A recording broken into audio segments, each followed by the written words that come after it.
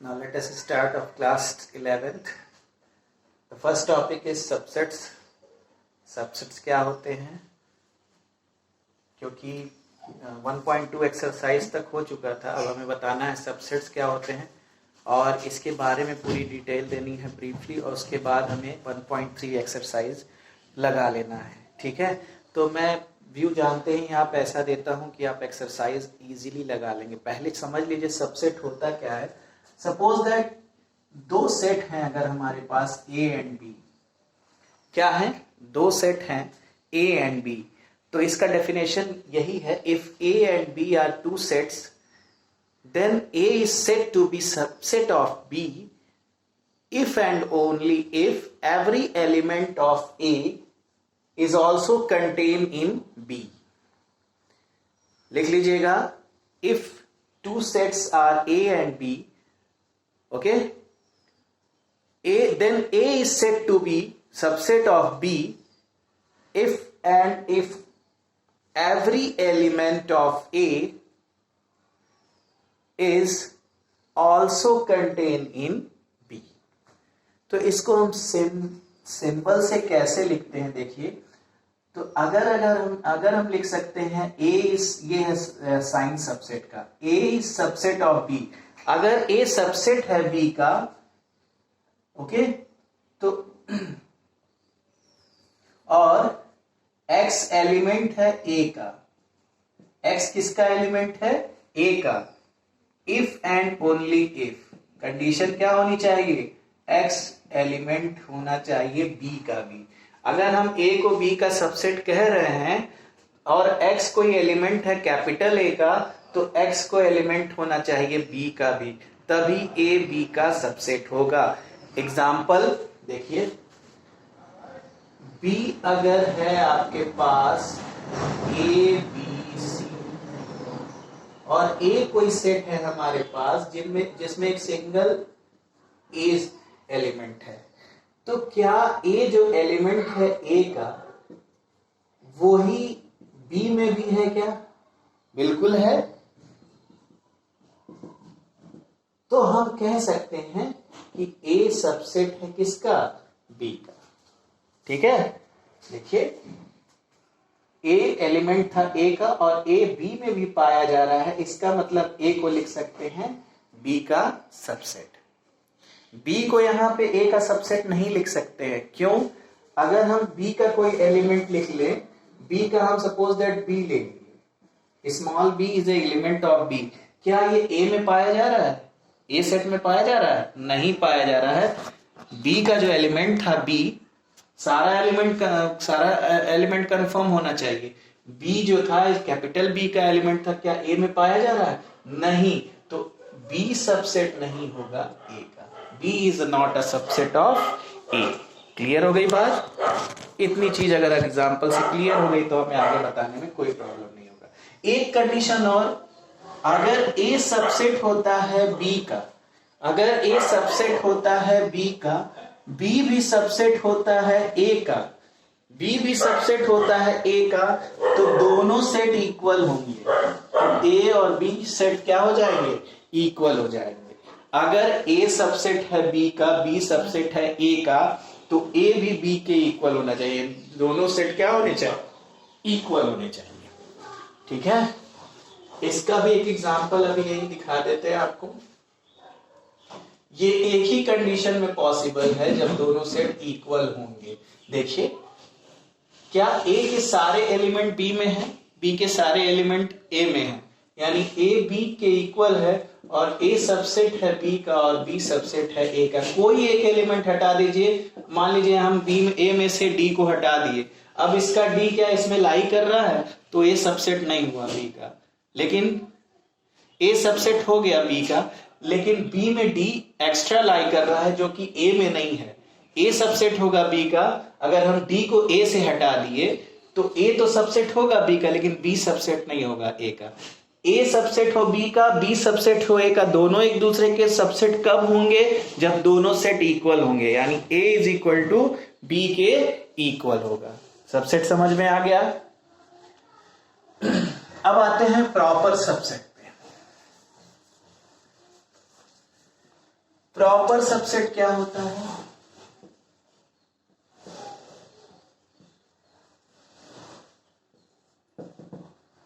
देखिएगा proper subset क्या होता है।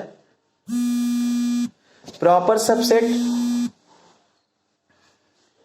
कोई ए सबसेट है अगर बी का, ठीक है, ए सबसेट है अगर बी का और A is not equal to B होगा, यानी दोनों अनइक्वल सेट होंगे, दोनों अनइक्वल सेट होंगे, तो ए को बोला जाएगा A is called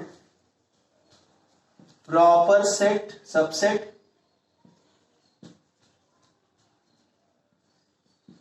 off B and B is called superset of A. A subset है B का और A B के इक्वल नहीं होना चाहिए, A B के अनइक्वल होना चाहिए, ये सेट इक्वल नहीं होने चाहिए, तो हम कह सकते हैं A जो है प्रॉपर सबसेट होगा B का और B जो होगा वो सुपर सेट होगा A का, यानी बी सेट जो होगा वो सुपर सेट होगा ए का। जैसे एक एग्जांपल मैंने लिया, यहां पे बी इज इक्वल टू हमने ले लिया एक set A B C D और A is equal to small A, तो क्या ए कैपिटल ए में लाई कर रहा है और ए बी में भी लाई कर रहा है, इसका मतलब ए से सबसेट हो गया बी का, लेकिन दोनों सेट इक्वल हैं, इसमें एबीसीडी है, इसमें केवल ए है, अगर एबीसीडी इसमें भी होता तो इक्वल हो जाता, ए इक्वल भी नहीं है बी के, इसके लिए हम कह सकते हैं ए प्रॉपर सबसेट है बी का, ए प्रॉपर सबसेट है क्योंकि इसका एक एलिमेंट इसमें है, ए प्रॉपर सबसेट है बी का और बी को कहेंगे सुपर सेट है कैपिटल ए का। समझ में आ गई बात? चलिए, प्रॉपर सबसेट भी हो गया। अब कुछ इंपॉर्टेंट रिजल्ट्स हैं जो आप नोट कर लेंगे तो ज्यादा बेटर रहेगा। इंपॉर्टेंट रिजल्ट में क्या मतलब है मेरा कहने का, इंपॉर्टेंट रिजल्ट एक एक पॉइंट समझाते हैं। पहला point, every set is a subset of itself. सारा सेट जो होता है वो अपने सेट का खुद सबसेट होता है। जैसे मान लीजिए हम कोई सेट ले लिए a इज इक्वल टू 1 2 3, ठीक है, a इज इक्वल टू 1 2 3 एक सेट है, तो a जो होगा, यही a जो होगा अपने सेट का ही सबसेट होगा। पूरा सेट जो होता है वो अपने सेट का ही सबसेट होता है, पूरा सेट जो होगा वो अपने सेट का ही सबसेट होगा, मतलब हर सेट अपने सेट का ही सबसेट कहलाएगा। यानी 1 2 3 सेट है तो a 1 2 3 सेट है, तो a को अगर फिर से कह सकते हैं, यानी a जो है फिर उसका सबसेट है, मतलब 1 2 3 भी सबसेट है 1 2 3 का। समझ में आ गई बात? 1 2 भी सबसेट है 1 2 का, ठीक है। पहला पॉइंट ये हो गया। दूसरा पॉइंट नोट करिए, फाई जो होगा वो सारे सेट का सबसेट होता है, चाहे कोई भी सेट होगा फाई को उसका सबसेट लिखा जाएगा। फाई मतलब एम्प्टी सेट जो होगा वो किसी भी सेट का सबसेट कहलाएगा। समझ में आ गई बात? ठीक। थर्ड पॉइंट पे चलिए, the total number of subset and the total number of proper set का फॉर्मूला मैं बताता हूं। अगर आपसे पूछा जाए टोटल नंबर ऑफ सेट किसी सेट का, अभी हम एक्सप्लेन भी करते हैं, ऑफ सेट सबसेट, ये होता है 2 पे पावर m, और total number of proper subset का फॉर्मूला होता है 2 पे पावर m माइनस 1। जैसे सपोज दैट एक सेट था हमारे पास 1 2 3, अब इससे हम पूछें आपसे कि इसके कितने सबसेट होंगे, टोटल कितने सबसेट होंगे, तो डायरेक्ट आप फॉर्मूला पुट करिए। कितने एलिमेंट्स हैं? 3, तो 2 पे पावर m है टोटल नंबर ऑफ सबसेट, तो 2 पे पावर 3 यानी 2 पे पावर 3 का मतलब 8 सबसेट होंगे। कैसे होंगे? इस सेट का हमने बताया कि ये खुद एक सेट भी इसका सबसेट होगा, खुद एक सेट भी इसका सबसेट होगा, यानी 1 2 3 इसका सबसेट होगा, एक 5 इसका सबसेट होगा, 1 भी होगा, 2 भी होगा, 3 भी होगा, कितने हो गए 3 2 5, 1 2 भी होगा, 2 3 भी होगा और 1 3 भी होगा। ठीक है, यानी 1 2 3 5 1 और 2 और 3, 1 2 2 3 1 3 जो होगा इसका प्रॉपर सबसेट होगा। देखिए 1 2 3 4 5 6 7 8, यानी 2 पे पावर 3 की वैल्यू 8। हम डायरेक्ट यहां से फॉर्मूले से बता दिए थे कि इसके टोटल सबसेट 8 पाए जाएंगे। अगर प्रॉपर सबसेट पूछता है तो 2 पे m-1, यानी 2 पे पावर 3 8 हो गया, 8 में से 1 गया, 7 प्रॉपर सेट होंगे, प्रॉपर सबसेट होंगे। क्यों? क्योंकि ये जो प्रॉपर सबसेट है ना उसमें सेट नहीं लिया जाता है, इक्वल नहीं होते हैं सेट, तो सेट उसका सबसेट नहीं होगा। A is not equal to B था, ध्यान दीजिएगा, तो एक सबसेट उसमें से निकल जाता है, यानी कितना बचेगा 7 बचेगा। कितना बचेगा 7 बचेगा। समझ में आ गई बात? क्लियर हो गया इतना? अब इसके बाद एक और लिख लीजिएगा, फोर्थ एंड फिफ्थ। फोर्थ क्या होगा? फोर्थ होगा अगर A सबसेट है B का, B सबसेट है A का, तो A इक्वल हो जाएगा B। ये हमने पहले भी बताया था जब सबसेट बता रहे थे। समझ में आ गई बात? A सबसेट है B का, B सबसेट है A का, तो A और B दोनों सेट क्या होंगे? इक्वल होंगे। ये हम सबसेट बता रहे थे, तब भी ये हम क्लियर कर चुके थे। इतनी चीजें क्लियर हो गई? कहीं कोई डाउट? ठीक है,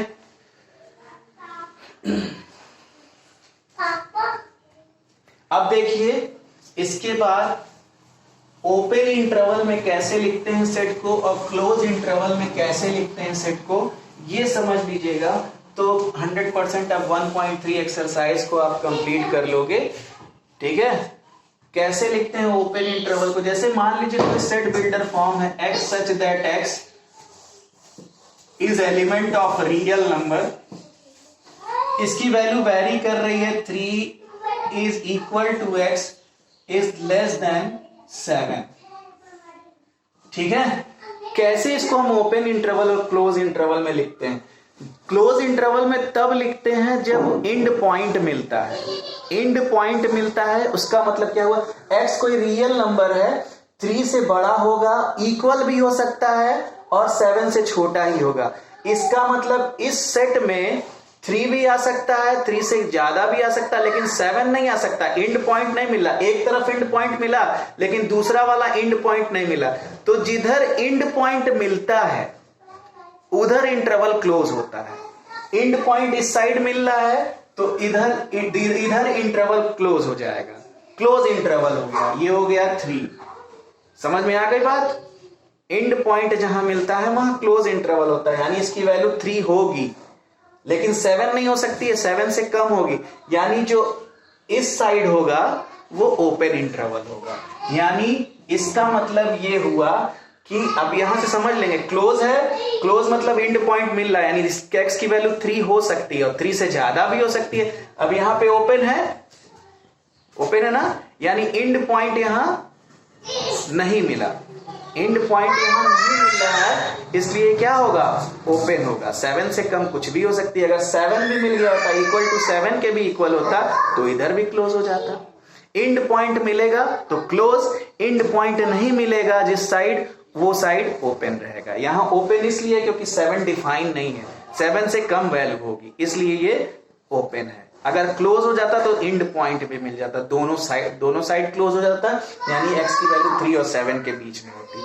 जब एंड पॉइंट मिलेगा जिस साइड वो क्लोज होगा, एंड पॉइंट नहीं मिलेगा जिस साइड, वो साइड क्या होगा? ओपन होगा।